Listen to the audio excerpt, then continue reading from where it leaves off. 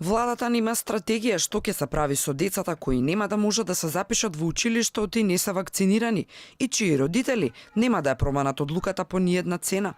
Оставени се во вакуум простор, односно не се знае што ќе се случува со нив. Дали можеби ќе им се даде можност да учат изолирано од вообичаените училишни простории и да не се мешаат со другите, или пак постои некаков друг план.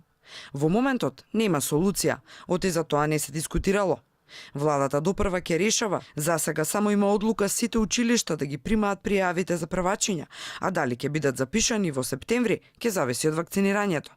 Но повторно виси прашањето, што со оние кои нема да се вакцинираат?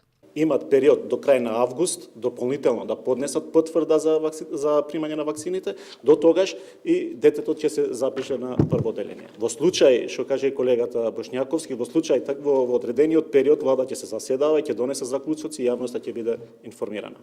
Доколку постојат одредени медицински исклучоци за кои што ја во моментов ние како портпароли не би можеле да укажеме како ќе тече постапката кон нив, меѓутоа доколку постојат медицински верификувани исклучоци дека не можат, за тие се разбира дека ќе мора да се најде решение. Она што до овој момент се знае дека родителите кои нема да дозволат вакцинирање ќе треба да платат казни. Велат се чувствуваат уценети, но нема да отстапат, надевајќи се дека сепак ќе може да ги запиша децата. Министерот Филипче останува на ставот. Вакцинацијата била единствениот начин да се стави крај на епидемијата. Согласно веќе постоечките одлуки на Уставниот суд дека никој нема право да го загрозува јавното здравје, ниту пак правото на децата да бидат здрави, ние сепак ова треба да го испочитуваме за да прво ставиме крај на епидемијата.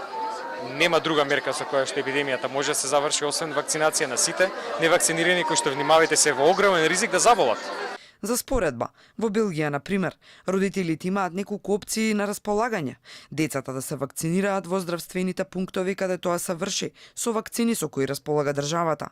Да си купат сами од каде што мислат дека треба, па кај матичниот лекар да ја завршат работата. Или пак, да не ги вакцинираат децата, а во случај на епидемија да ги чуваат дома во карантин, односно да не одат на настава, додека вонредната состојба не заврши.